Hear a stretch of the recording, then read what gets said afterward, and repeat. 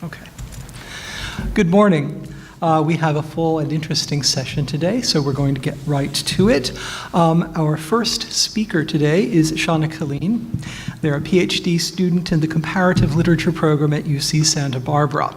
Their primary research interests include poetics, linguistic anthropology, self-translation, and Latin American and indigenous language literatures. They are focused on questions surrounding voice, visibility, and erasure. They are also interested in queer and disability studies, particularly focusing on asexuality studies, aromanticism, and the intersections of queerness, disability, and neurodiversity. Today's talk is entitled, "It's All in Your Head Canon, Neuroqueering Online Fandom." Thank you.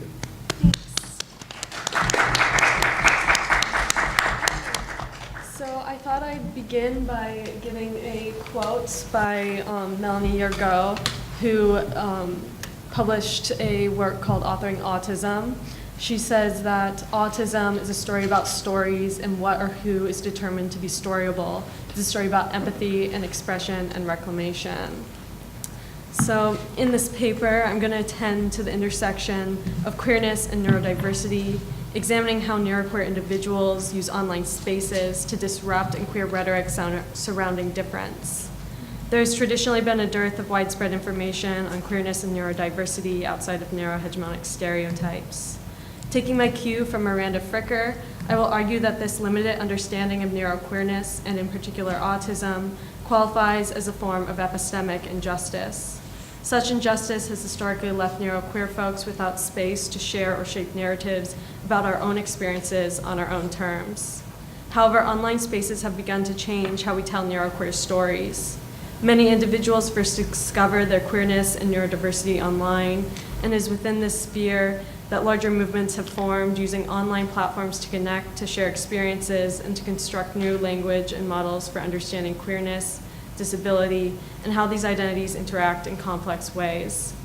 In this paper, I will particularly focus on how this change in storytelling is playing out in online fandom communities, where fans queer mainstream media by interpreting and rewriting their stories and characters from a neuroqueer perspective. To begin with, however, I want to tell you a story. The story of how, at 23, I learned that I am on the autistic spectrum. Like many people, I knew very little about autism or neurodiversity apart from the narrow and ableist narratives that dominate the cultural consciousness. To me, autism just wasn't a possibility. When I started looking up things such as sensory sensitivities or social anxiety, I ran into information on autism, but I paid no attention to its traces. I didn't understand that I could be autistic because, like many people, I didn't understand the diversity of what autism actually looks like, or more importantly, what it feels like. How could I ever see myself in something that is so often defined as being opposed to agency and subjecthood, the very things we are told we should strive for, even if in reality they are never truly attainable? This narrow image of autism portrayed in the cultural consciousness is, of course, deeply ableist. It deprives many of us of a full understanding of self. For those with access to early diagnosis, this definition labels them as disordered, in need of fixing, often through behavioral modification therapies. For those the cultural definition of autism omits, it deprives us of the knowledge necessary to fully identify ourselves. I certainly never found myself in this dominant cultural definition. I didn't see myself in the Sheldon Coopers or diagnostic definitions or any depiction of autism from an holistic, that is, non-autistic perspective. Instead, I recognized myself for the first time unexpectedly through fandom. While engaging in fandom on Tumblr, I ran across a post where a favorite character of mine was explicitly being read as autistic. The post explained why and how the blogger saw this character this way, and everything started to click for the first time. I began looking into autism by seeking out spaces online, Tumblr, YouTube, blogs, spaces where autistic individuals and autistic knowledge-making exist outside more mainstream channels. I found out a part of who I am through headcanons. And my story isn't entirely uncommon either. Many of us find out who we are through online spaces. As a community, we've come to use these spaces, particularly fandom, to articulate our experiences, to claim and narrate our own stories. There's power in claiming a neurodiverse identity. In doing so, we become disorderly. We queer a system that wants us to strive for an unreachable notion of the normal, orderly subject. However, this claiming becomes exceedingly difficult when there's no place in the dominant narrative for autistic voices to communicate our experiences, let alone to see and identify ourselves. Articulations and narrations of autism from autistic perspectives are crucial to our survival, but we rarely see them in dominant discourse because autistic folks are often systematically excluded from the processes of mainstream knowledge creation. Autistic writers, speakers, activists, and individuals are infrequently seen as credible in their own accounts of autism. We are unable to express our needs or define our own selfhood without being censored or silenced. Many individuals give accounts of dealing with professionals who have told them that they cannot be autistic because of their very ability to self-reflect and give accounts of their experience. Many holistics, including some parents of autistic children and researchers, argue that if an autistic individual can articulate their thoughts, needs, or experiences, then they are too high-functioning to know what it's like to have real autism. They then argue that the autistics they deem to be low-functioning cannot communicate for themselves, so holistics must speak for them. In her work authoring Autism, Melanie Yergo argues that this is a form of demi-rhetorical having, noting that it's not that autistics are not autistic. It's more that autistics have too much autism and not enough autism all at the same time, and this makes them inherently unreliable, inherently and rhetorically halved. Because of this, so-called holistic experts are given authority to narrate our lives for us or even against us. While our voices are pushed to the margins, it is others who get to define autism for us. We see ableist institutions like Autism Speaks constructing narratives where autism is seen as an invasive disease to be eradicated rather than a defining component of an individual's personhood. We see research on autism which continues to ignore our explanations and needs whilst purporting harmful theories that autistics lack theory of mind and empathy. We see books written by parents or other holistics dominating the discourse, while autistic folks find it exceedingly difficult to be published in mainstream channels. We're left out, both as authors and participants, of the ever-shifting social myth of what it means to be autistic. Instead, we're left with a collapsed, narrow, and often highly ableist idea of what autism is and can be. This definition creates an abject image of the autistic, an image in which we are never really allowed to perceive subjecthood. Autistic folks are thus alienated from ourselves. For many individuals coming to understand they're autistic later in life, such as myself, this lack of a truly representative social narrative excludes us from knowing ourselves, as most of us will never see ourselves or even think to see ourselves in this image. This phenomenon, I would argue, can be understood through Miranda Fricker's concept of epistemic injustice. That is, the way in which we come to be systematically harmed in our capacity as knowers, and thus in our ability to become fully realized selves. Fricker identifies two forms of epistemic injustice, both of which are in play in limiting autistic productions of knowledge. These are testimonial and hermeneutic injustice, which Fricker defines as follows. Testimonial injustice occurs when prejudice causes a hearer to give a deflated level of credibility to a speaker's word. Hermeneutical injustice occurs at a prior stage when a gap in collective interpretive resources puts someone at an unfair disadvantage when it comes to making sense of their social experiences. That is, in the way in which autistic folks are systematically rendered unrhetorical and unreliable narrators, we're subject to a testimonial injustice, harmed in our ability to create and contribute knowledge.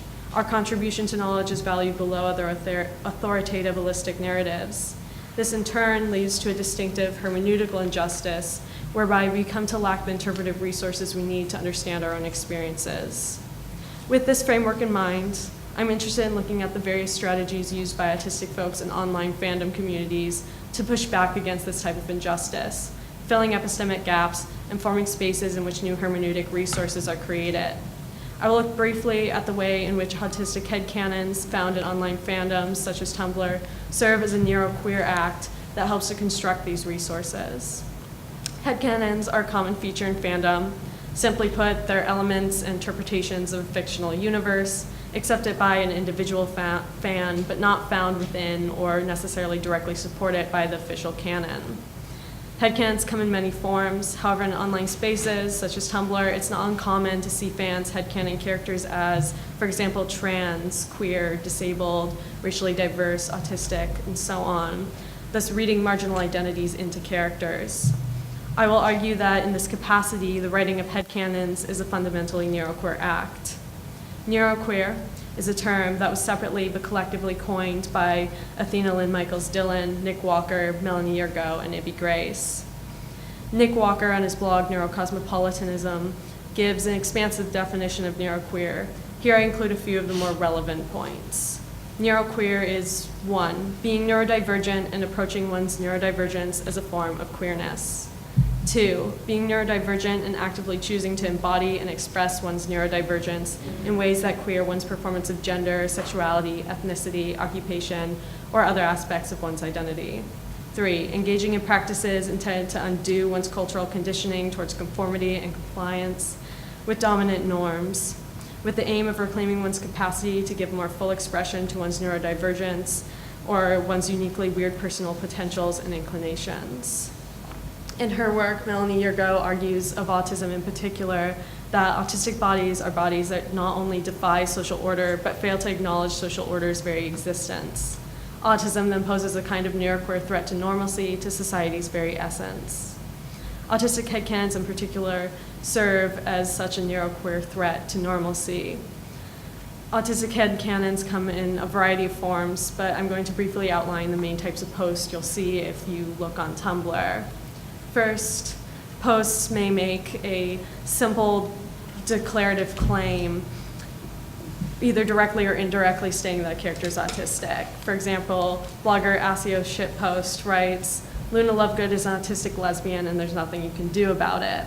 While another blogger writes, your fave is autistic, Hilda from Hilda."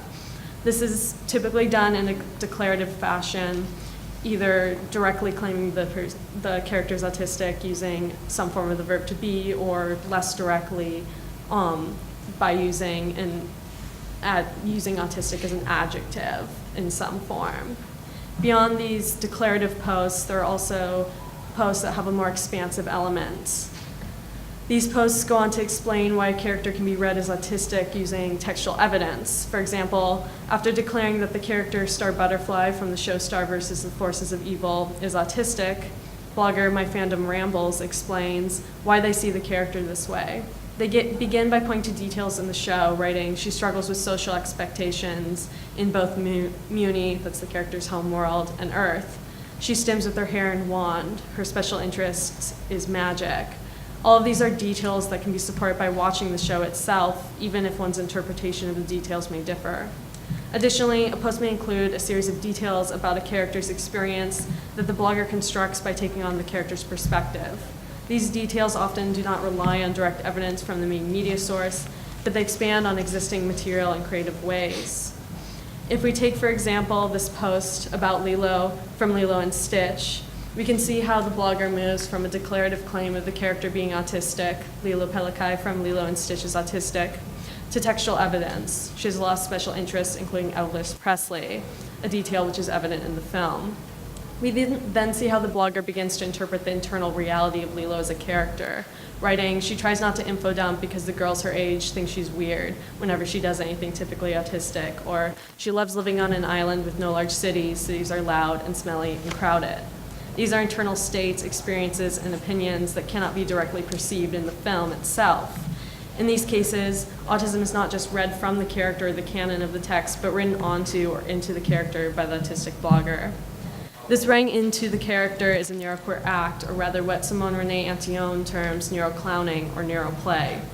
Antillon describes neuroplay as the process of tinkering with one's neurological embodiment in a playful, childlike way, whilst accepting that in doing so, you might fail to meet hegemonic expectations. Building off Jack Halberstam's work, The Queer Art of Failure, Antillon argues that neurodivergence is a failure in the sense that there is an association of failure with nonconformity, anti-capitalist practice, non-reproductive lifestyles, negativity, and critique. Antillon further pulls on Halberstam's notion of the silly archives, extending this archive to include clowning, improvisation, and play. This is, in Halberstam's words, which Antillon adopts, something which opens up new narrative opportunities and leads to unexpected encounters between the childish, the transformative, and the queer.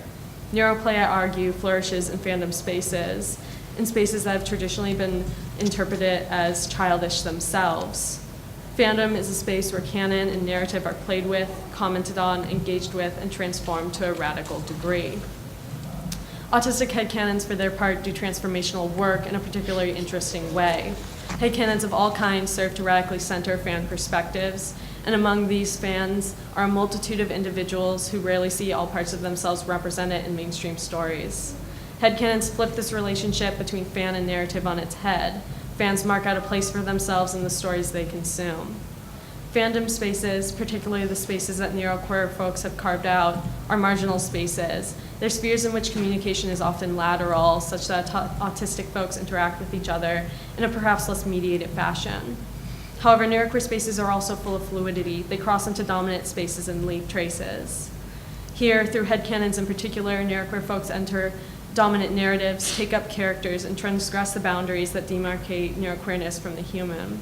In this sense, to claim a character as autistic is also a rather queer claim of subjecthood. While some of these characters may be eccentric, the majority are characters that were not usually intended to be read as neuroqueer or otherwise abject and marginal.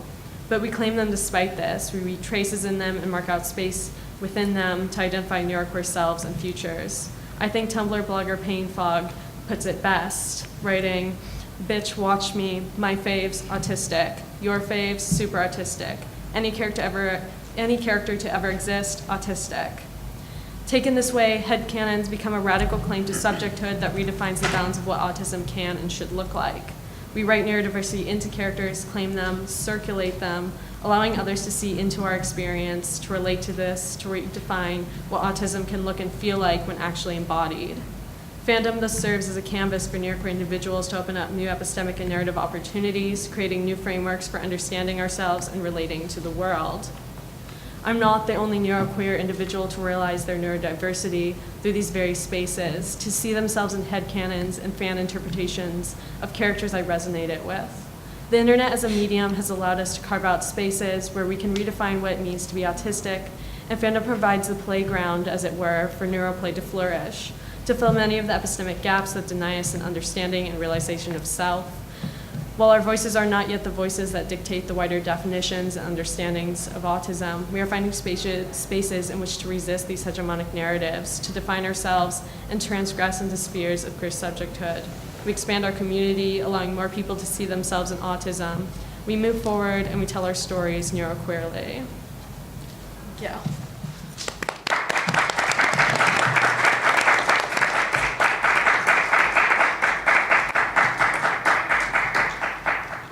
And we have time for questions and comments.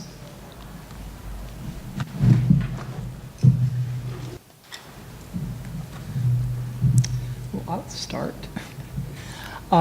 Thanks very much, Shauna.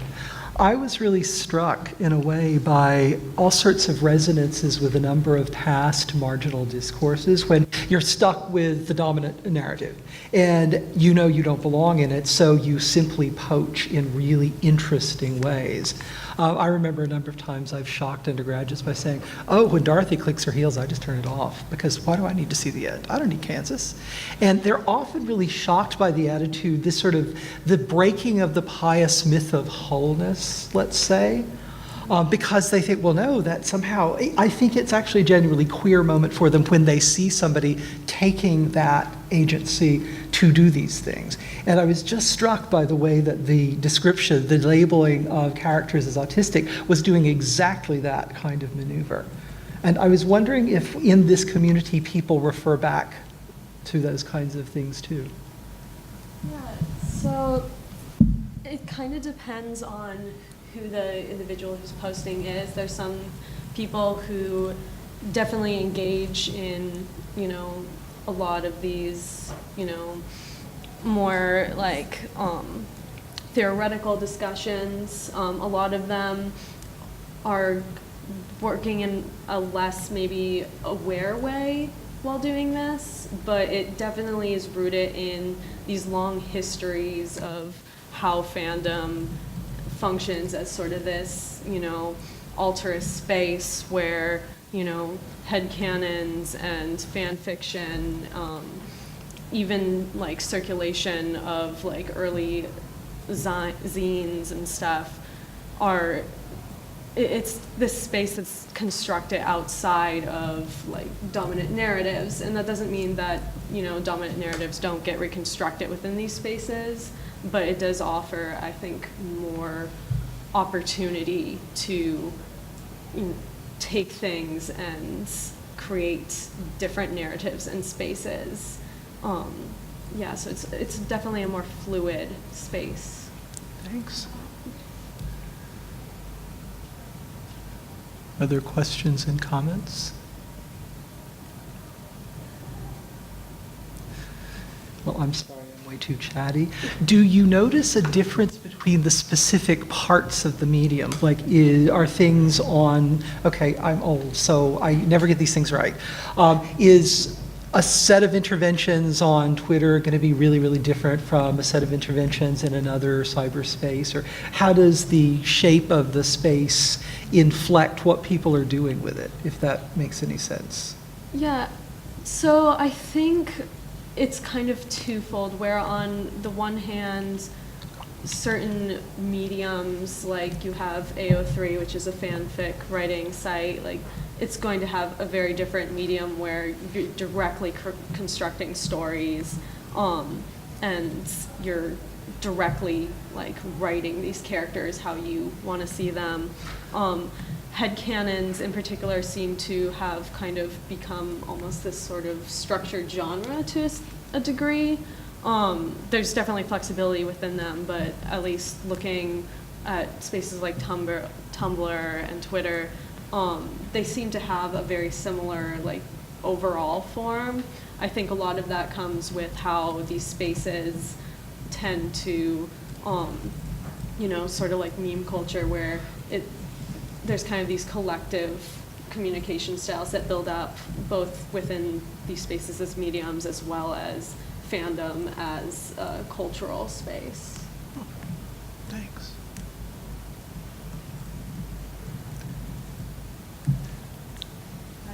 I'll ask a question that's tangentially related to that, but you specifically look at Tumblr, and you mentioned Twitter and AO3, but have you also looked at like other like websites that might address a larger audience, such as like Reddit or Facebook, where discourse might be a bit different as a result of demographics? Right, I haven't personally looked at those yet. It tends to be that your largest communities end up on Tumblr and Twitter in terms of autistic, you know, activism, in terms of fans. There's particularly on Tumblr and probably in Twitter as well, there's a whole hashtag that's actually autistic that kind of constructs these spaces, as well as Tumblr being kind of the hub for fandom. They kind of coalesce in that way, but it would be interesting to see if there's differences in how this crops up in those other, you know, larger spaces. So when you speak, you're giving examples about how, you know, some of the characters, mostly, you know, fictional characters, you draw more from the characters. So how does it compare between fictional characters and, like, you know, movie characters you would see, well, not characters, but like people you see in real life, or, you know, actors that you would see play a certain role? Like, how would, you know, how would there be like a difference, or how would they compare in which, you know, people draw like different aspects of autism from like different characters? So I get that, you know, you use mostly like the Twitter fandom and not Twitter, the Tumblr fandom, and you know, based on fictional characters. But how does it differ from like maybe like sitcom characters or other book characters, things like that? Right, so a lot of these headcanons, probably a lot of the examples I pulled were from animation, but there's definitely a wide spectrum in terms of like, you know, pulling from characters in like live action TV shows, sitcoms, you know, live action films. If we're talking about like actual like figures outside of like them as characters, whether that's an actor or a public figure. There doesn't tend to be a lot of attempts to read individuals as autistic, just because it tends to be, you know, sort of crossing certain lines, I think, where, you know, we realize like these are real individuals. There are, you know, individuals who have come out as autistic, and, you know, we tend to like circulate like posts going, you know, look at all these people that you can look up to and visibility, but there doesn't tend to be like a crossing where they're trying to read a lot of like real life figures that way. Okay, thank you. We should start transitioning to the next paper, but let's thank our first speaker.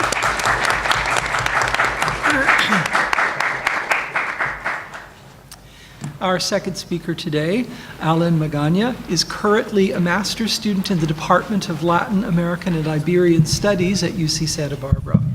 Alan's current research focuses on queer and trans culture and politics in Portugal. He is interested in exploring how Eurozone politics and migration from former Portuguese colonies has shaped and informed the development of queer and trans politics in Portugal. In that capacity, the title of his paper today is Todas Feitas, the Trans-Brazilian Body and Consumption of the Other in Portugal. Thanks. All right. Thank you, Professor Morris. Lots of fun. All right, so I'll be reading a condensed version of a paper I've been developing for my master's thesis. And before I begin, I should just also put out a trigger warning of descriptions of transphobia and violence against trans women. So with that, I'll get started. In late February of 2006, news outlets in Portugal began reporting on a brutal murder that had occurred in an abandoned building in the northern city of Porto. The first stories described the victim as a travesti and a homeless immigrant. As more details emerged and rendered a more humanized profile of the victim, debates began to challenge the pervasive institutional and cultural violence faced by those living on the margins of society. Gisberta Salsa Jr. was the victim of a hate crime. She died after being tortured for 3 days by a group of boys ranging in ages from 12 to 16, who would then finally throw her still alive into a well where she drowned. Though the trial of the boys was held behind closed doors, it would become clear that these boys had acted on existing social representations. She was a Brazilian immigrant, a sex worker, trans, HIV positive, homeless. Her very being represented an intersection of dishonors for the hegemonic society. Public discourse surrounding the case sought to disentangle and fragment her identity to present an essentialized representation to suit various narratives, a phenomenon apparent in many segments of the society, even from those who aim to speak in defense of Gisberta and LGBTI rights. Nonetheless, this event would become a turning point for the LGBTI movement in Portugal, and the victim would become a martyr for their cause, or, as the BBC Brazil reported, she was the Brazilian who became the LGBT symbol for Portugal and whose assassination brought new laws. Gisberta served as a catalyst for the mobilizations on LGBTIQ rights in Portugal, as is evident from a quick succession of legislative victories that followed the event. The fixation on this event, and on Gisberta herself as a symbol, points to a larger trend in Portuguese culture of how outside influence, in particular from Brazil, has informed trends of cultural consumption in Portugal. Within its queer life, for example, LGBT nightclubs in Lisbon and Porto will frequently feature music of Latin America, and in particular music of Brazil. This also creates an interesting dynamic with regards to creation of queer public spaces, such as, to use another example, drag shows, which have come to feature Portuguese-born drag queens performing with Brazilian identities, including Brazilian accents. The winner of the 2017 Miss Drag Lisboa, Sylvia Kunz, is noted as performing with a Brazilian accent. Her winning performance featured a collection of songs by Brazilian drag star Pablo Vittar. Queer public spaces in Portugal, as a researcher Paulo Jorge Vieira has shown, are often frequented by Brazilian immigrants as often as, if not more than, Portuguese citizens. Along with this, we see forms of sexual consumption of Brazilianness. Research by Luciana Pontes points to a deeply ingrained sexualization of Brazilian people reflected in the media. Sex workers in Portugal will frequently use Brazilian accents with their clients, even if they're not Brazilian themselves. And you even find that there are more Brazilians and Portuguese people engaging in sex work in Portugal. And online communities for those seeking escort services will often have profiles of clients specifying preferences for Brazilian escorts. So Brazilianness thus continues to inform and problematize sexual politics in Portugal. Yet Brazilians themselves, especially queer Brazilians, or any members of other minority groups for that matter, may face particular challenges with regards to political access. Research into Portuguese media's coverage of Gisberta's case by Baptista and Himmel attribute the physical and rhetorical violence against Gisberta as rooted in a rigid conception of gender as a binary, which, as Gisberta could not be neatly categorized into this model, consequently reduced her to her body and her sexuality. I would take this further, however, by arguing that this hegemonic conception of gender is also intrinsically rooted in conceptions of race, nation, class, and legacies of colonialism. In this paper, I will examine how these conceptions of hegemonic gender in Portugal affects LGBT Brazilians by looking at the context of social representations in Portuguese media and public spaces. These examples constitute the peculiar erotic attachments of individuals conditioned by wider historical and cultural patterns and memories, or what Donald Donham refers to as the erotics of history. Further, the patterns of cultural consumption continue a history of consumption of human bodies under colonial logic, a process which constitutes a true cannibalism, a consumption of human bodies to create the terms of modernity on which we all live our lives. Now, to give a little context here, hegemonic masculine identity in Portugal has historically formed itself through a discourse of conquest and domination, intrinsically linked to its history as the first colonial empire. The spreading of the seed in both the territorial and sexual sense became an important aspect of male sexuality and Portuguese identity. The rise of the fascist Estado Novo, the fascist state in Portugal, signaled the concretization of a nationalist sexual identity. In turn, the idea of family began to play an important ideological role in the nation. The heterosexual imperative of citizenship was articulated in the slogan of the regime, Deus, Pátria e Família. Gestures of everyday life, especially with regards to sexuality, were heavily scrutinized. With the fall of the Estado Novo in Portugal, the long trend of Portuguese emigration to Brazil, as well as to other countries, began to reverse. Portugal began to conceptualize new formations of national sexual identities. Yet with the absence of socially acceptable discourse of a liberalized Portuguese sexual identity, we see the continuation of a negative discourse of identity that occurred under the Salazar dictatorship. Thus, Portugal needed to define itself through its other, and as such, one of the first depictions of any kind of sexuality in the public sphere, a kiss, occurred through the airing of a Brazilian soap opera, Gabriela Cravo e Canela. This was back in like 1984. The event caused such a scandal in Portuguese public life that it led to the suspension of parliamentary sessions. Despite the uproar, a new erotic sensibility began to emerge, an erotic sensibility that was mediated through the consumption of the other. In Luciana Pontes' research into representations of Brazilians in Portuguese media, she finds that there exists a great association between gender and nation in representations of Brazilian women. These representations, she argues, feminizes Brazil, contrasting with the masculine image of Portugal, while simultaneously sexualizing gender. She gives examples of media representations, particularly from novelas from the major networks in Portugal, where Brazilian women are represented as women of color, lower class, uneducated, and naturally sexual. In the 80s and 90s, waves of economic migrants, most notably from Portuguese colonies, former Portuguese colonies, especially Brazil, began to arrive in Portugal. These events had profound implications for attitudes surrounding sexuality, with the emergence of what can be called a neo-colonial discourse of sexuality. Some media outlets in Portugal tied migration to a rise in prostitution and an importation of an alien sexual decadence. With the threat of economic crises, migration was treated as an external aggression that required control and vigilance. Migrants arriving from Brazil were immediately blamed as the source of the sexual decadence, as media representations frequently associated Brazilians with sexo y malandragem, or sex and crime. As researcher Igor Machado notes, jogadores de futebol e prostitutas podem ser vistos como um par estrutural a partir do qual são representados os brasileiros, or basically football players and prostitutes are what we get with representations of Brazilians. Restrictive national policies regarding immigration further created a status of vulnerability among Brazilian migrant populations.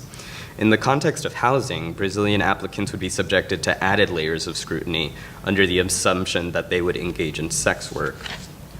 It's important to note that sex work is actually legal in Portugal, but it's illegal to rent out to sex workers, which is where it gets a little tricky there.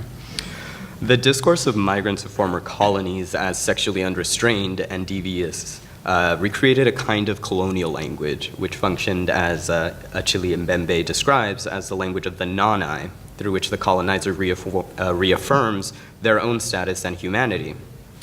Before the establishment of formal LGBT rights-focused organizations, particularly before any organizations focused on trans-specific issues, social opportunities for trans-identified individuals were limited.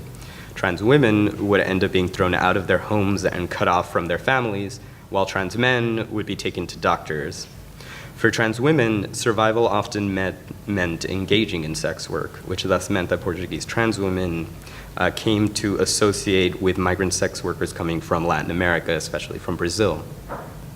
As research by Sandra Saleiro shows, this leads to an interesting phenomenon where trans women end up being able to form new associations and network with other trans women, and also developed a more nuanced language for their expression of community and standards of beauty, many of which are borrowed from their Brazilian peers. While this phenomenon doesn't really develop with populations of trans men until the rise of the internet. Indeed, trans women, or otherwise gender non-conforming individuals, look to their Brazilian peers as models for developing a new way of expressing gender identity. In one quote, Sandra Saleiro talks about how Brazilian women were seen as todas feitas, or completely done up, made up, well-made, and had a different and more market-developed sense of beauty. This owing to a greater market in Brazil for a variety of beauty products and practices not available in Portugal, including access to plastic surgeries that weren't readily available in Portugal. This even leads to some trans women heading to Brazil in order to access various forms of cosmetic products and services. What one can glean from this kind of exchange that develops under these conditions is an example of an organic kind of cross-cultural dialogue. Through this, the Portuguese trans experience heavily borrows from Brazilian culture, but develops from the embodied realities of trans populations in Portugal and the dictates of sexual market demands, rather than a simple appropriation or exertion of a colonial power dynamic. In the article, Quem são os clientes das travestis trabalhadoras do sexo em Portugal, or Who are the clients of the travestis, by Nelson Ramalho and Alexandra Vaz, this is the first study conducted that aims to study the clients of sex workers, of travesti sex workers in Portugal. Those who have an attraction to travesti women call themselves tea lovers, and they often face a double stigma. On the one hand, there's the stigma associated with paying for sexual services, and on the other hand, there's a stigma associated with an attraction to travestis. Ramalho and Vaz carried out the study on the main online platform for Portuguese tea lovers, or forumtrans.net. Beyond the quantitative information gleaned from the research, the site also offers a glimpse into the conflicted masculinity of the men who frequent these websites. Under the forum section titled Mundo Trans, there is a list of travestis from Portugal, Brazil, and other parts of the world. Profiles have been created of each individual travesti, each of which offers information shared by other clients of what their encounters with each travesti was like, which they refer to as test drives. The test drives offered extremely detailed information on everything from punctuality, likeness to their photos, hygiene, and also gave reviews of the skills of each travesti with regards to kissing, oral sex, whether they were a top, ativa, or a bottom, passiva. It also included, of course, a full description of their encounter with the travesti. Interestingly, these lists included rankings of every travesti in the world. Those at the top of the list were travestis that had maintained their male sexual organs while making every other effort to present as female, while those who decided to have reassignment surgery usually wound up towards the bottom of the list.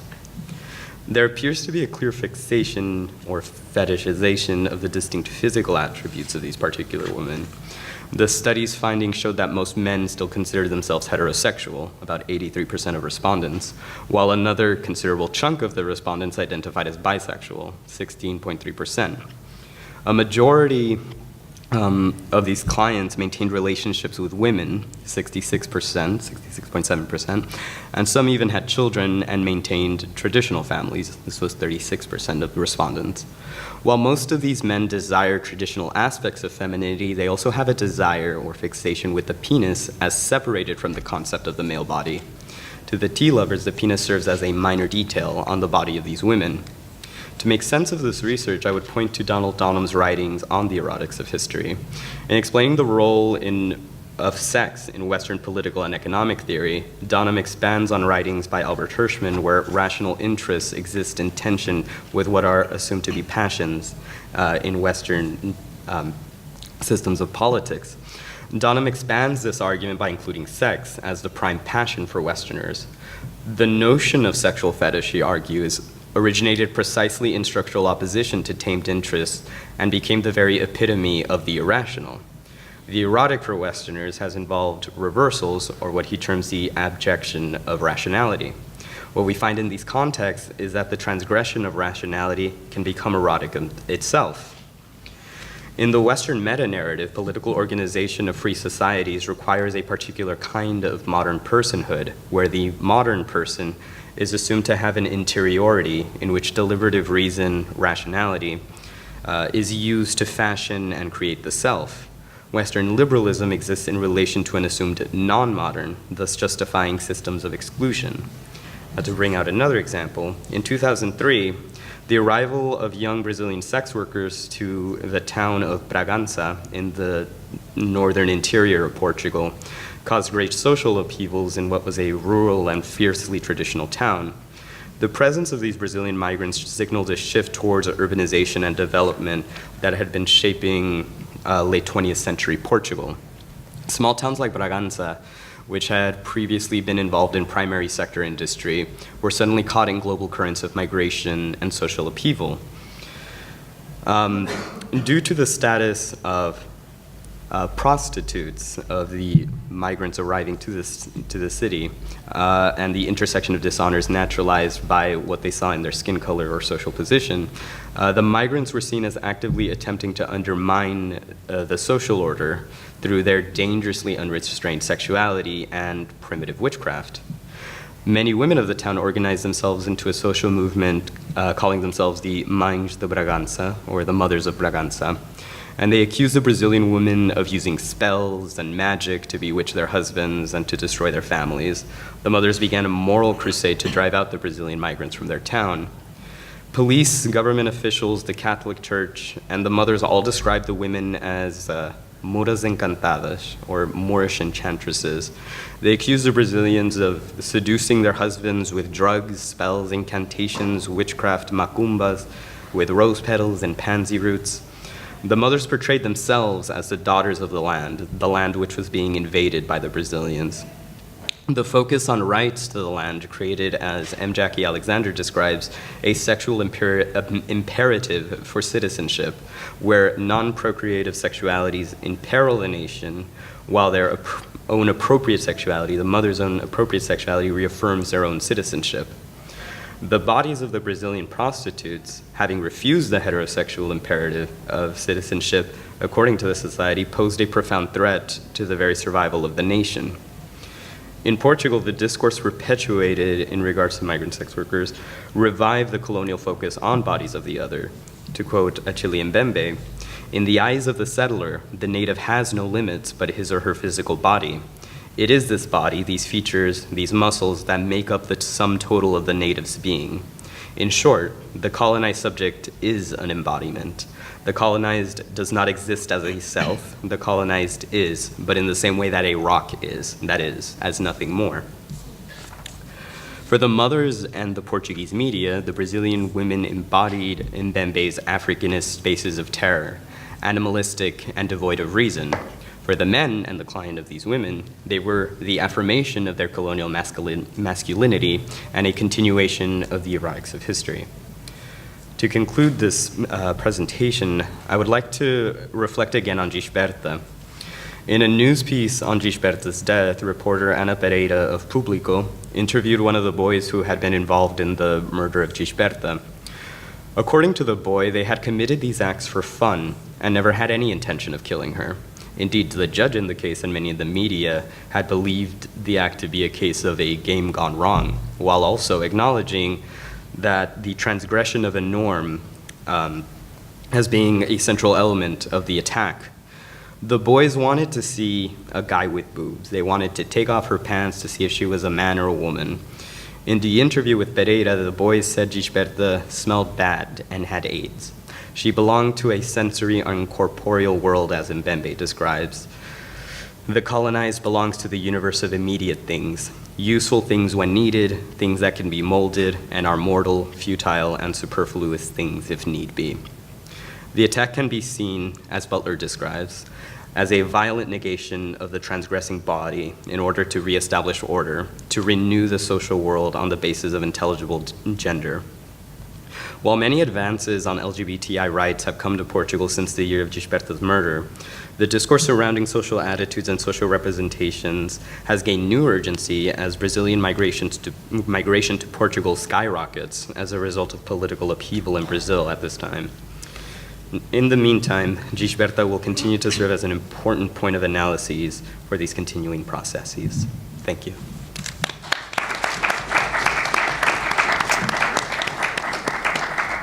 Okay, and now we have time for questions and comments and discussion.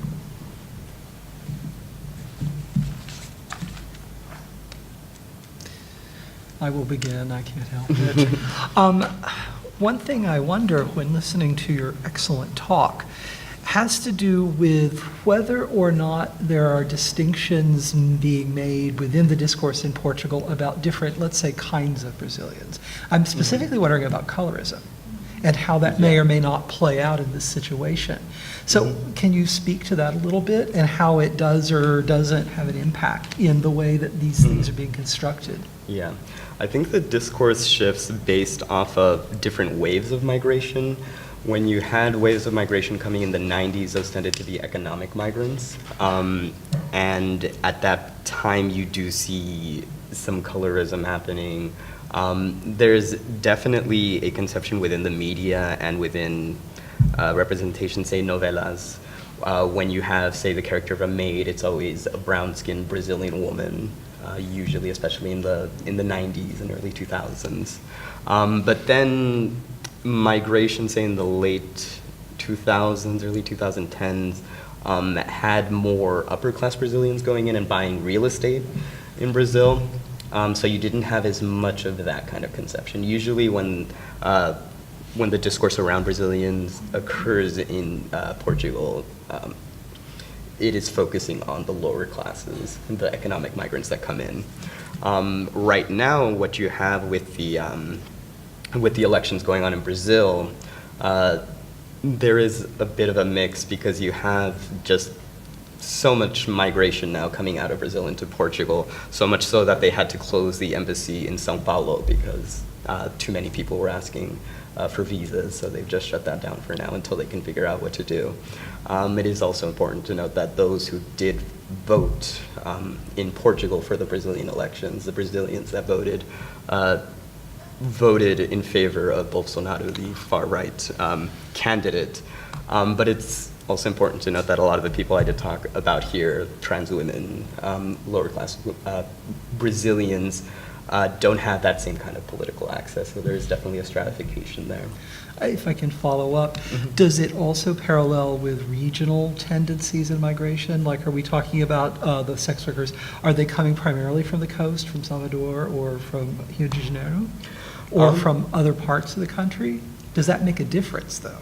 It doesn't really make a difference. What I've seen specifically with sex workers coming from Brazil is They start with Portugal because they see it as a good launching point with the shared language and all, but the ultimate goal is usually Italy, Rome or France. I see. And one last thing, if I can. I was very struck by, what was the phrase, Moorish enchantresses or something like that?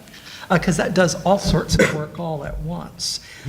Is this also some vague registering of Umbanda and Candomblé sitting in the minds of the Portuguese who are being hostile?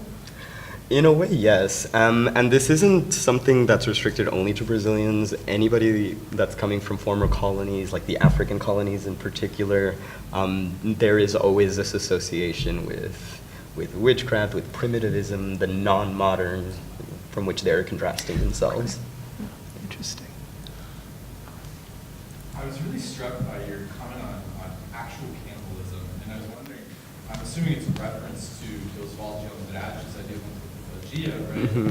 And I was wondering then, is there a feedback mechanism by which Brazilian trans women and travestis begin to understand themselves through the eyes of the other and through this sort of foreign colonialist gaze, both in Brazil and in the context of Portugal itself? Mm-hmm.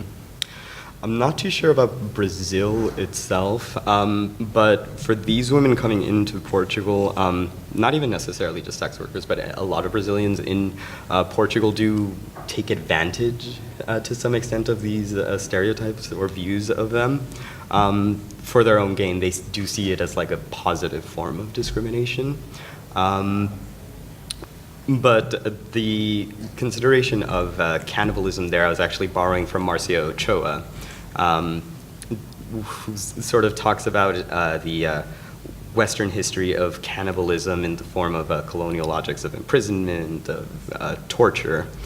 And that is a history that is written already on the bodies, and that also sets the terms for modernity and negotiates those. Sure. What do you mean by take advantage? Like, are they like putting on like a Carmen Miranda like outfit and like dancing with like parrots on their head, or like I'm curious to know what exactly that means.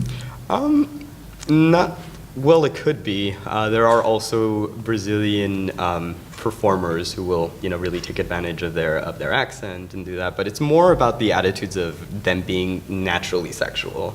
They'll see it as something positive, like I can be sexy, but not necessarily seeing it as something that is oppressing them, but like using it to empower themselves.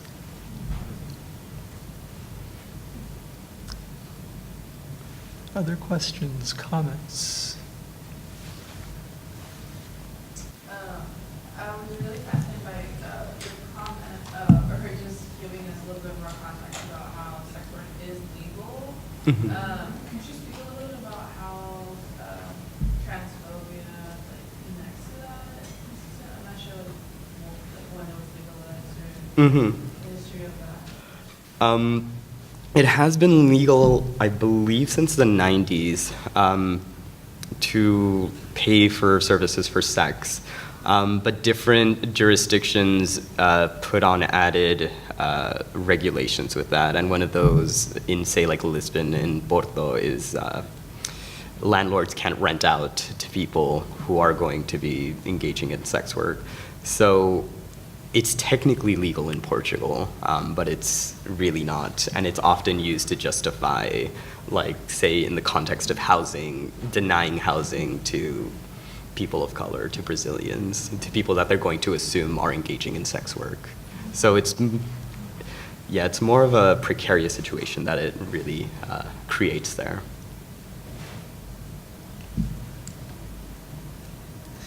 Okay, let's thank our second speaker.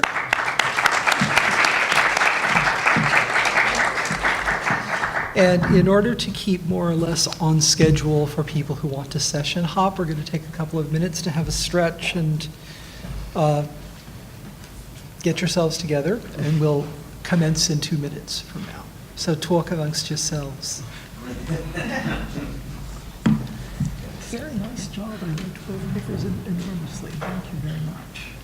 Sorry they're so slow, you know how it goes. Absolutely. Bathroom breaks are excellent things.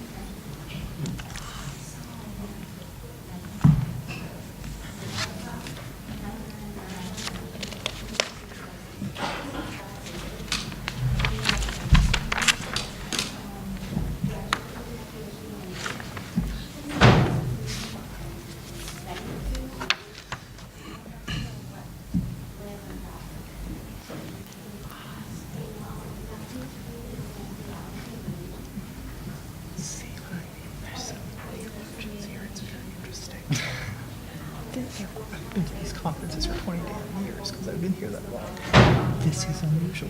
It's a really interesting discursive shift.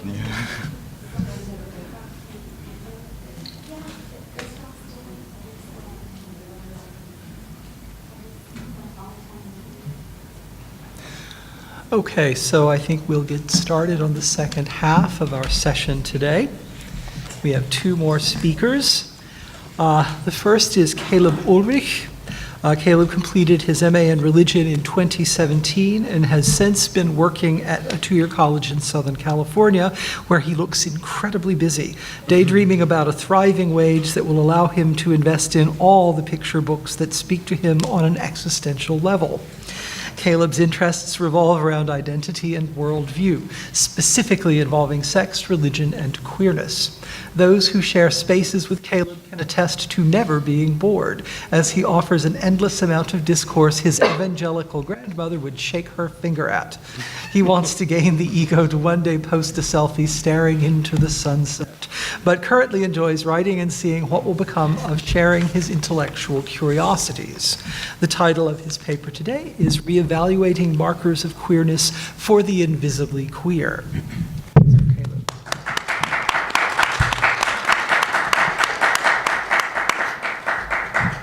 Good morning, or I think it's afternoon now.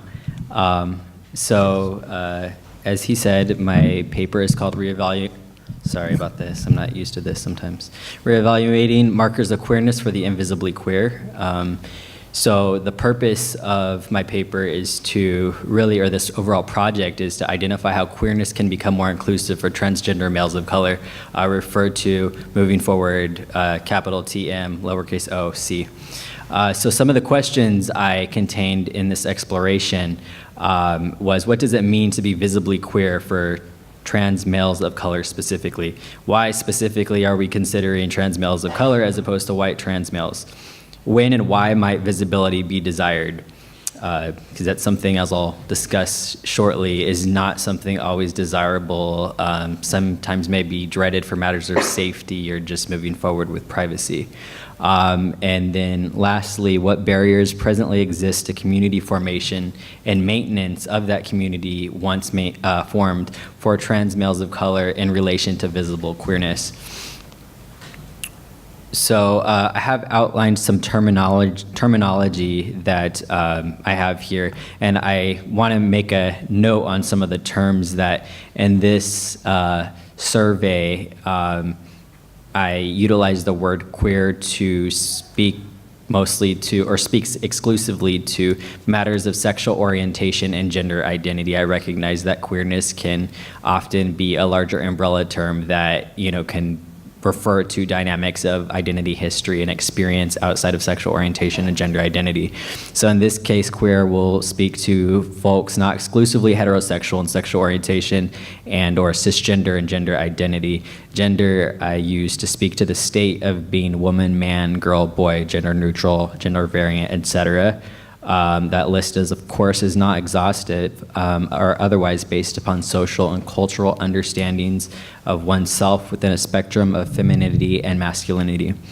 The term cisgender refers to, in my project, those whose gender identity aligns with that associated with their birth sex. So an example of this would be the sex of femaleness aligning with the gender crafted by an individual, society, and culture to be woman, girl, lady, and so forth.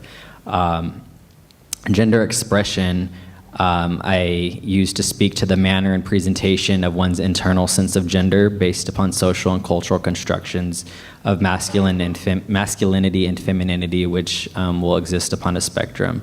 Examples of gender expression that I observe in this survey include manners of communication, such as voice inflections, a term that one of my participants, described at length in their case, and this is politically incorrect, but they termed it gay sounding. So things like communication, such as voice, will be under the umbrella of gender expression, as well as dress, as well as body components. So hair, the manicuring removal or accentuation of hair, those types of components I provide as examples of gender expression in this project. Sexual orientation and individual's identity in relation to the gender to which they are attracted. For example, lesbian, gay, bisexual, heterosexual, and of course there are many others. Femininity, of course, is vast, as is masculinity, but to just give a basic definition of how I move forward with these two terms, a given society or cultural traits of femaleness and the gender associated with said femaleness. Masculinity, a given society or cultural traits of maleness and the gender associated with maleness. Transgender, of course, is constantly evolving in the way that it's utilized and the identities, histories, and experiences it speaks to. But in this case, I'm using it as an umbrella term for those whose gender does not align with that culturally associated with their sex. So in the case of somebody who is designated male at birth, and the gender culturally associated with maleness being boy, man, guy, and so forth, being in a state of misalignment. So in such example, this male would embrace an identity. And this project is largely binary, so it does have its limitations in that way. So in such a case, such individual may identify as being a woman, girl, lady, and so forth, with having been designated male at birth. And then I have the word transsexual, which I know is very interesting in its history and current utilization or avoidance. I recognize that some individuals use it as outdated, offensive, or limiting. But for this project, I use it to refer to those who have undergone medical intervention to embody the sex characteristics of the sex they identify with. So in contrast to transgender, a transsexual individual in this project is somebody who says, not only does my gender not align with that associated with the sex I was designated at birth, I am going to take medical measures to alter my primary or secondary sex characteristics. And of course, this can take a variety of forms depending upon the individual, their comfort level, their identity, and of course, access to resources. But in the case of a female to male transsexual identifying person, this may involve having a procedure commonly referred to as top surgery or a double mastectomy or something that results in a reduction or elimination of one's breast tissue. This may involve a introduction of cross-sex hormones to be able to grow facial hair that's noticeable, deepen the voice, allow a fat distribution pattern that is more commonly associated with males than females. So yeah, hopefully that provides just a little bit capture of transsexual and why I decided to use that. I think it's a very specific realm of, or series of experiences that differ than somebody who may decide medical transition isn't necessarily necessary or desirable for them. So in striving to explore a type of queerness that is culturally relevant for transgender males of color, some of the things I considered and was in conversation with my participants include the following. The assumption that social, medical, and legal transition for transgender and transsexual persons begins and ends with specific milestones. These may include things such as a name change and updating of one's birth certificate, surgeries, hormones, things of that nature, coming out in various ways to one's self, one's loved ones, and the larger society. But I argue instead navigating identity specifically around gender and spaces for authenticity and support is dynamic and ongoing. So just because, in this conversation, just because somebody is done with a series of surgeries or legal journeys, they are in fact not done, but continuously in a state of transition, as cliche as that may sound. And then some other points were that I kind of held prior to going into this conversation, where many trans males ultimately obtain the privilege of being perceived as cisgender. Of course, this can vary largely upon what a given society perceives or assumes to be a cisgender gender expression, right? And that in itself I acknowledge is problematic, but I state that many trans males, especially those who do undergo some sort of medical modification in their transition, usually are able to get to a point physically in which they are read as male, and they are read as male in such a, sorry about that, in such a scripted way that people may assume them to have just been born anatomically male, as folks are sometimes designated at birth. And so another factor is what happens when an individual is assumed to be cisgender and even heterosexual, which heterosexuality, in this conversation, I state the assumption of it is usually assumed on the premise of gender expression, but despite those things, what happens when somebody's actually queer identified? And so that lands me to rest with the idea of invisible queerness, in which somebody's gender journey that's queer is not easily detectable by those they engage with without disclosing. So this goes on to some more initial thoughts. I had many of them. So the first one was, while some may wish to maintain privacy surrounding transgender or transsexual histories and identities, others find as invisibility erases their participation and even sense of belonging in queer communities. So I say, yes, although folks do want to be read as the gender in which they identify as and take often great measures to ensure that this is the case, I went into this assuming that, or suggesting that, folks may not want to just seamlessly disappear, not seamlessly, but disappear into a pool of cisgender, heterosexual, based off of gender expression, assumptions, existence. And then I also am resting with invisible queerness, involving moments or ongoing assumptions of heterosexuality and or cisgender histories and identities. So this can be a matter of a moment in which somebody is, say, at a doctor's and they're assumed to be cisgender based upon their gender expression when they enter the door. And so the doctor may say, hey, your prostate exam. And they're like, hey, I actually don't have a prostate. So that would be a moment. Or ongoing is after being on hormone replacement therapy for 6 months, an individual no longer is misgendered. They're assumed to have been born cisgender. They are assumed to embody milestones characteristic of a cisgender experience. And so this notion of invisible queerness definitely intersects with or kind of like collides with the notion known as passing, which I put it in quotes because I think most folks are able to recognize the problematic nature of that term, suggesting that folks who are gendered correctly are somehow participating in some sort of trickery or fooling or suggesting to larger society that they are something that they are not authentically. So I say that although this notion known as, just being perceived correctly is a component to invisible queerness for some, it's not always inherently negative.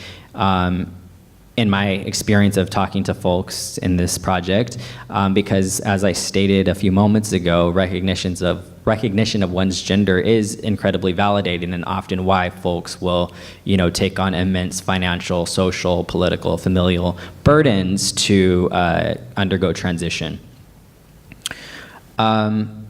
So in being perceived correctly, although that's something great for many or desirable just for matters of safety or just validation of one's authentic self, the risk of just being having your queerness, right, when queerness is defined a certain way, erased, that risk is present. And so another assumption that I go into this with is just that, again, that these individuals, trans males of color, even want to participate in queer community. Something else is identifiers of queerness may look different across racial and ethnic communities. That's something that I had in my head going into this, that across racial and ethnic groups, what it means to be queer can look radically different. And with those markers looking different based upon different racial and ethnic communities, some may be more widely accepted, celebrated, and even encouraged or avoided, more so for spaces of white trans males rather than in communities of color for that same population. So for my participants, I acknowledge my sample size is incredibly small. Though my findings highlight a tendency surrounding ideas of identity and belonging that may be considered when theorizing around developing culturally relevant spaces for trans males of color. So I did have a survey size of 11 individuals identifying as trans males of color, ranging from age 19 to 27. So I had 2 Asian identified individuals, 4 Black identified individuals, and 5 Latinx identified individuals. Something that I posed to my participants was, how welcome do you feel in queer spaces? And responses to this question were, I think my PowerPoint's a little wonky, but we'll move forward. Was an overwhelmingly not very welcome at all. Some folks, and I have some quotes and later slides, went on to say that queer spaces aren't for people like them. And of course, that will be something that I unpack in a moment. One of the major dissatisfactions with queer spaces for these participants was the lack of relevance for them being people of color, specifically men of color. They felt that the reception and attitudes of different expressions surrounding what queer spaces and their experience meant did not necessarily match who they are in their racial and ethnic identities out there in the larger world. Some participants spoke to ideas of maleness being void of femininity and even dreading being considered feminine. And that was something that some of them carried with them as participants of certain racial and ethnic communities, so that when they went into queer spaces, what was being uplifted and celebrated for queer males did not, again, really resonate.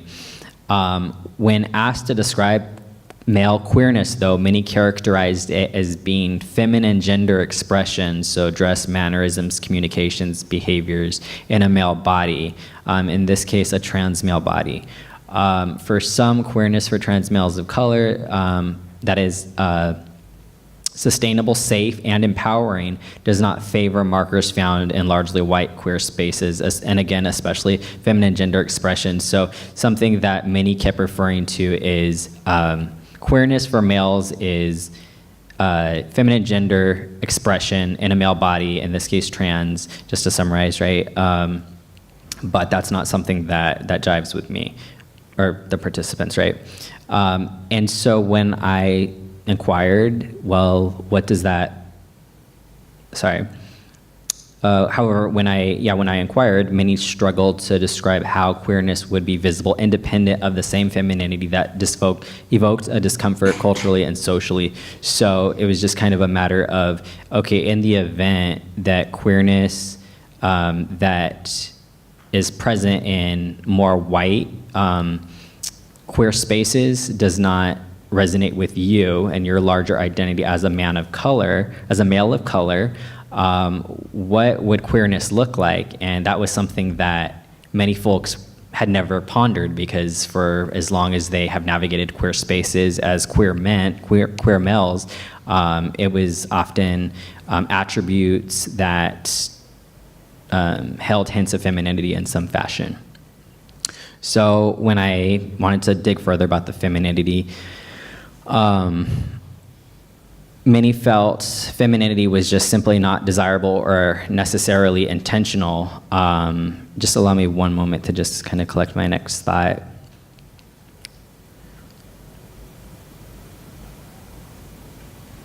Okay. Yeah. So, as I said on the previous slide,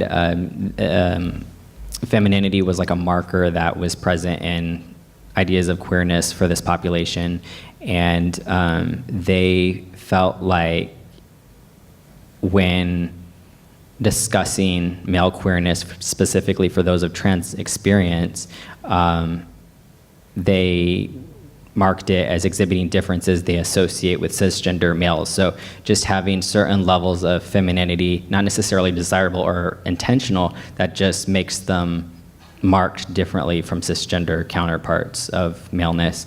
A sentiment that was shared was that largely white queer spaces hold room, and in some instances even encourage things that they just found they would not want to strive towards. When I asked them to describe femininity as it's made up in these spaces or in their head, not in their head in a condescending way, but as they imagine it, they described body components, right? So like small stature, small wrists, hands, and feet. Some participant talks to the great lengths in which they went to mask these features of their own, with one participant describing how he would buy shoes that did not properly fit him to suggest that his feet were much larger than they actually were. They talked about voices. Earlier I referred to a participant who described certain types of queerness that's visible or noticeable for males of color or otherwise, as sometimes having a more expressive way of speaking, in which they called it gay sounding, with the expressive nature as well as higher inflections, having soft or high voices. They discussed high levels of emotion, specifically sadness, a sadness that was expressed, according to some participants, in much higher frequencies and intensity, and levels of intensity believed to be greater than that of their cisgender male counterparts. They described experience in white spaces that queerness was more visible, specifically for trans males, as components of, for some, what is seen as body positivity, celebration of curves in which they deemed them girly, womanly, and feminine. Others talked about experiencing or encountering in those types of spaces that were not relevant for them pride in a preoperative or non-operative trans male's vagina. That was mentioned by 3 of my 11 participants, actually, both with disgust, and I'm not advocating for or against that. I'm simply reporting what was surveyed, and they deemed it not anatomy of a true or real male by, again, those same 3. So when asked, what does it mean to be visibly queer? Not necessarily for themselves, but what have you seen this to be? What is this advertised as in your experience? And some said embodying manhood or maleness in ways different than typical men. It's like a lot of colors, maybe piercings, but not in a clean-cut type guy. Not a clean-cut type guy. Somebody else said, I think of someone gay seeming or gay acting when I hear queer male. Somebody else said, I thought this was particularly interesting. Undercuts and mustaches, tattoos, rainbows, pride, living out loud. And so again, it was like a lot of feminine gender expression and body characteristics commonly deemed feminine as being emergent as that theme. For many participants, this was not deemed desirable or conceptualized as having a true role in their community for trans males of colors, though it was named present, again, in communities that they did link to having a visible queer identity. So I also asked, how do you feel about visible queerness for trans males? And then visible queerness at this point was, for many participants, understood as male femininity in the case of these people of trans experience. Some said too loud, in your face. It's, extra. That wouldn't be safe in my family. Or if I'm walking down the street, I wouldn't be taken seriously as a guy. Someone else, it's like something you would see at Pride. There's a time and a place. I just want to blend in. And another, it's brave, yeah, and needed for the sake of education, but not for guys like me, I'm the shortest of all my brothers. I'm a stick out even more. So that was interesting, and I'll say more. So I invited participants to describe the importance of community with trans males, specifically trans males of color, if relevant at all. So if you remember in the beginning, I had entered this with an assumption that folks even want to have moments of visibility and want to have a sense of community, right? That is linked to that visibility for having modes of being able to recognize who has experienced experiences, identities, or histories like me as a trans male of color.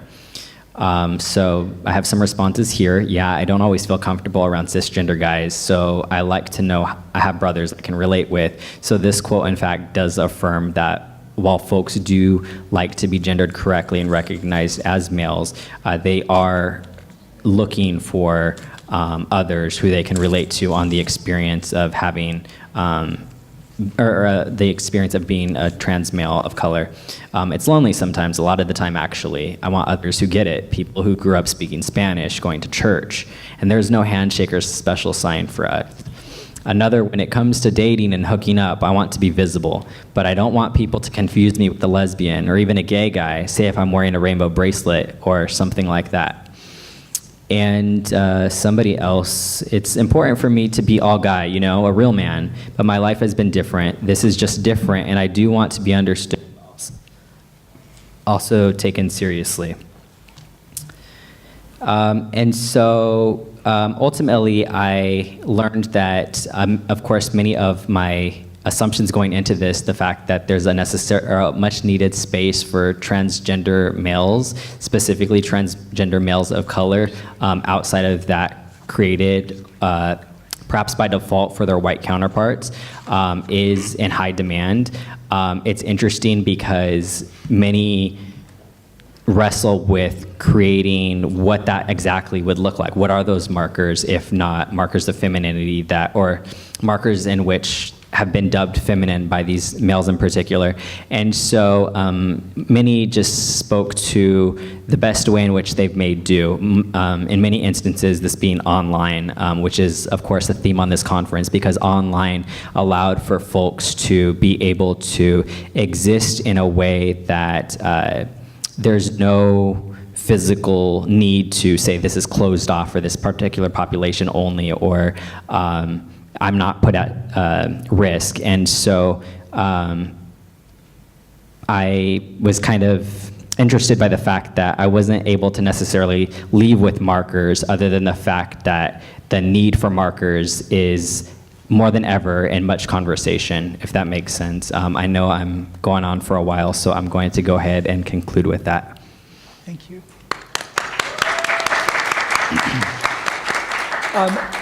We don't have time for questions. We have one more paper, if you'll bear with us.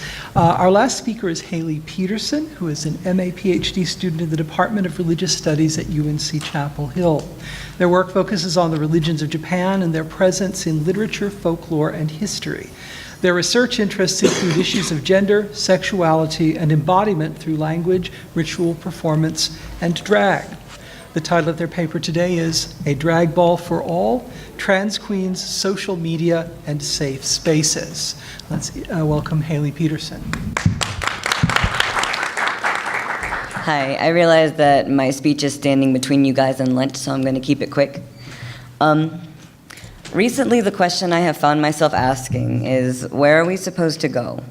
In 2016, I asked it in a very literal, practical sense when North Carolina, the state in which I reside, passed House Bill 2, more commonly known as the Bathroom Bill. The answer given by Pat McCrory, the governor at the time, was that regardless of gender, people must use the restroom of the sex they were assigned at birth.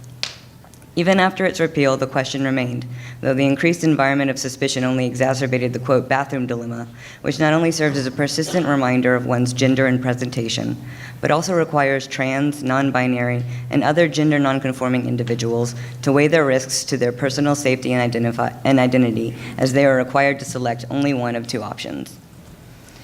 The question even arose earlier this year in the drag community, a small space of chaos, comfort, and queerness, when RuPaul Charles, celebrity drag queen and host of the reality competition show RuPaul's Drag Race, asserted that he did not think that transgender women could be considered drag queens once they had, quote, really transitioned. As he defines it, by openly identifying as a woman and having received a level of gender-affirming surgery and treatments that allowed them to, quote, pass as stereotypically female when out of drag. RuPaul's comments were met with immediate backlash across social media from the trans community, drag community, and fans of the television show. While many were quick to point out that these comments outdated understanding of gender and trans bodies, as well as an erasure of the contributions of trans women to the drag community, a history of questionable language and discriminatory practices against trans contestants on Drag Race also emerged.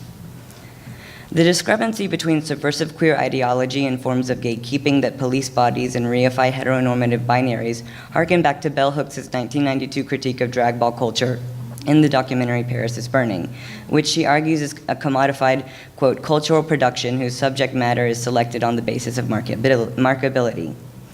Certainly, much can be said regarding the production of narratives as engineered by reality competition shows in order to best appeal to mass consumption. Though RuPaul's Drag Race takes as its locus a specific queer community and the various forms of artistry and subversion it employs, it still must work within the boundaries dictated by mainstream television media production. The ongoing online reaction to these issues, however, provides a space for my initial question. While RuPaul's Drag Race offers a glimpse into drag culture, it is by no means representative of all drag performances, drag artists, bodies, and gender expressions. The search for and creation of safe spaces for trans women and drag queens to go and to be, to freely express their authentic selves or embody their wildest fantasies, or both, is inextricably linked to the history of drag itself. I will first briefly describe the history and function of drag balls from their initial introduction to the mainstream American consciousness in the 1990s. In RuPaul's case specifically, as a genderfuck artist turned drag queen superstar emerging from the New York club kid scene and ball culture, pageants and club performances remain a cornerstone of the drag scene. The ways in which trans performers engage with one another and their fans is changing, however. The construction of safe spaces to connect and be seen is no longer limited to specific physical locations and contexts. Contemporary trans queens employ social media not only to allow them to reach a wider audience of fans, but to carve out spaces to be included in the drag community, offering support and visibility to trans issues and artistry.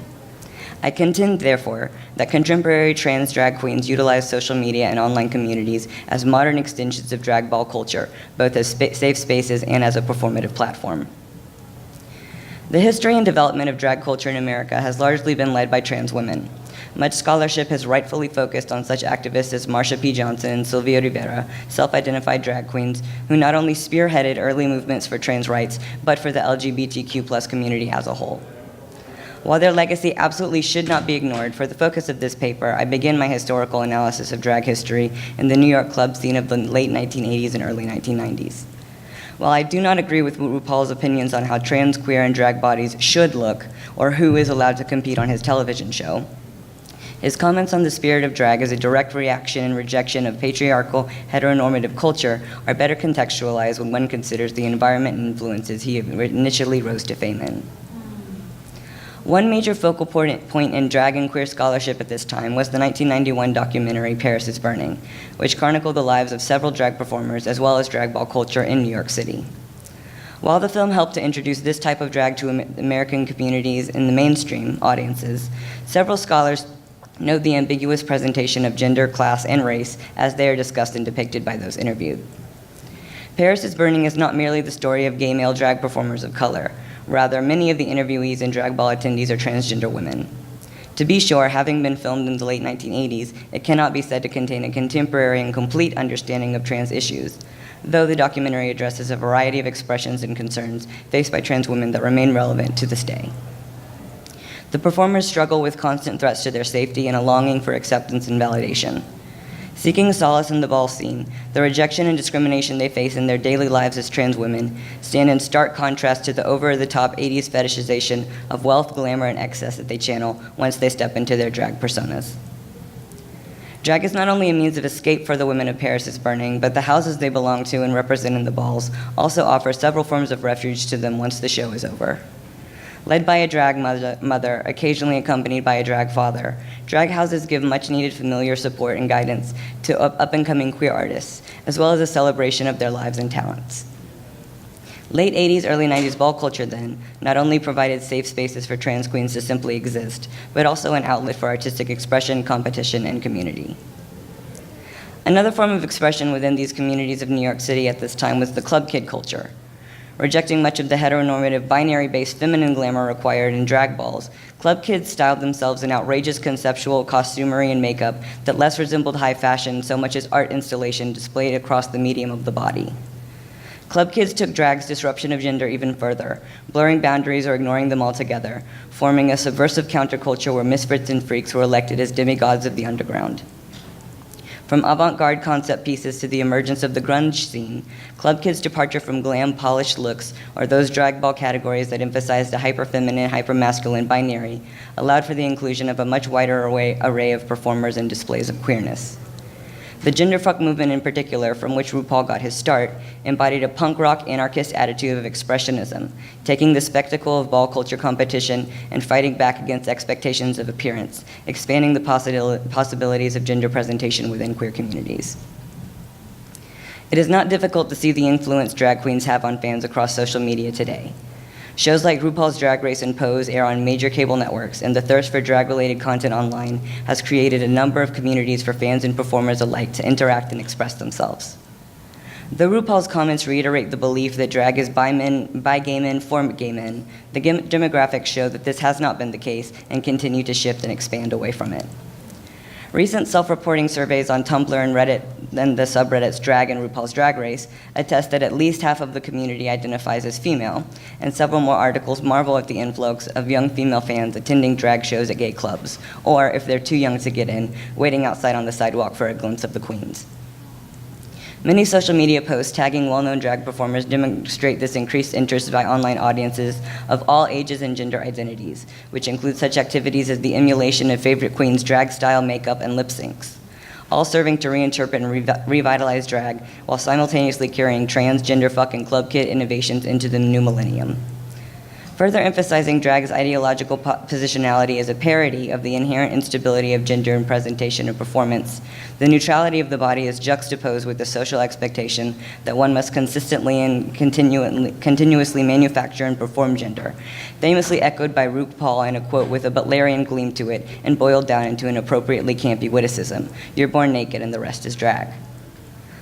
Local drag queens today rely on Facebook as the primary medium through which to network and post about upcoming appearances, though Instagram and Twitter are popularly used by professionals and aspiring artists in order to best showcase their looks and makeup skills, as well as to interact more directly with followers. Scholarship on the effects of social media has demonstrated the various ways in which such communities function just as they would offline. Fan accounts, closed Facebook groups, and performer pages act as virtual clubs, and any comment will most likely include fans complimenting queens' makeup, outfits, asking for advice, making friends, and chatting with other users. Coco Dove, a trans queen that I interviewed, describes her initial foray into drag as having started online and somewhat by accident. In preparation for a show she was putting on at school, she stumbled across an online drag tutorial while doing a search for makeup tips. Already identifying as trans and struggling with disapproval and isolation from her family, she quickly found a haven within the drag community. Coco says, and I quote, "I created my own little family of drag queens and other performers. The family setting that is created by drag is what kept me going, I think. I'm very much inspired by my drag family and the performers at Miss Continental, a prestigious drag queen pageant that mainly consists of trans drag queens." End quote. Accordingly, Coco maintains a blog on Facebook and has since published a book online and in print of drag-inspired tips, tricks, and quips for dealing with gender dysphoria in hopes of giving back to her community and helping individuals going through similar situations. Angelica Dust, another trans activist and queen that I spoke with, initially started drag identifying as a gay man. Her transition and quest to teach queer, drag, and trans acceptance across communities in North Carolina has been the subject of several local news stories, documentaries, and short films. She's also started an online campaign and monthly drag brunch encouraging families of all kinds to come together, the proceeds of which benefit local queer charities and communities. In addition to hosting this year's North Carolina Entertainer of the Year, the state's premier drag pageant, Angelica spoke most passionately about the need for representation of trans and gender non-binary or other non-conforming individuals, both within the drag community and at large. Her favorite part of drag, she says, is her interactions with younger fans who come up to her after performances or message her online to express their appreciation and gratitude for her work. As trans drag queens continue to serve as activists and innovators of their communities, the spaces that they create and maintain online allow them to serve as a kind of virtual drag mother to anyone who might seek them out. For many, online interactions can serve as the sole means of performing and connecting to queer communities. Navigating and negotiating safe spaces is an ongoing process for all members of the LGBTQ+ community. For many, the ability to live freely and express oneself without rejection or retaliation may be an impossibility. Countless commenters and interview subjects have expressed feelings of isolation from their families and friends who do not understand their appreciation of drag, physical isolation from queer spaces in certain rural or religious areas, or simply living in countries or other locales too far away from any places where drag queens come to perform. In addition, there are those who are simply unable to express their interest in drag, queerness, or trans identities, or other gender and sexual minorities due to the very real consequences it may bring to their lives and livelihoods. These online communities, therefore, function identically to the drag balls and clubs I have previously described, wherein one may be included to the extent that one wishes, competing in pageants held in cyberspace, as a performer showcasing their looks and talents, a raucous supporter, or simply a silent observer appreciating any and all forms of representation and artistry. The queens I interviewed, as well as those whose comments may be found across social media, stress the importance of representation of all forms of drag, validating all forms of gender expression. As Judith Butler famously contended, in drag there is also, quote, the kind of reiteration of norms which cannot be called subversive, though I argue that social media is now allowing for a much wider range of inclusivity, as anyone who creates an account and utilizes a drag-related hashtag is able to take part in this community and display their own unique contribution to the ways in which gender is performed through the medium of drag. I once again returned to my initial question, which arose in another form earlier this week when news broke of the Trump administration's memo planning to legally define sex on the basis of genitalia. The inaccuracy of information and ignorant, hateful comments across the internet compelled me to isolate myself from these spaces and seek refuge in any of the communities of support I could find, be it online, at drag shows, or at local gay clubs, where I could feel safe among voices of reason, love, and humor. My question kept playing over and over in my mind, an increasingly desperate fear. Where are we supposed to go? By focusing on fear, hatred, and discrimination, my question had taken on a pollutive negative energy that misplaces responsibility on the marginalized to fight for their own existence, rather than on those who should be compelled to educate themselves and rectify their ignorance on these situations. Instead, I choose to invert my question and offer an answer. We have always been here, and we will not be erased. We are present across all boundaries, be they physical or cultural, online or off. In these spaces, we build communities and families, express ourselves, and spread visibility and love. We are everywhere, and we aren't going anywhere.